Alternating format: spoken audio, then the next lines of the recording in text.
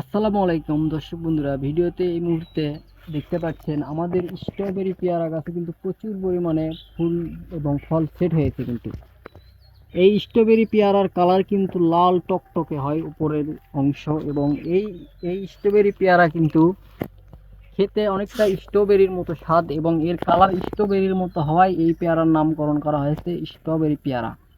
তো বর্তমানে আমাদের গাছে দেখতে পাচ্ছেন এই গাছে কিন্তু প্রচুর ফল ধরে আছে, আপনি গুণে শেষ করতে পারবেন না, পুরো গাছেই কিন্তু এরকম ফল।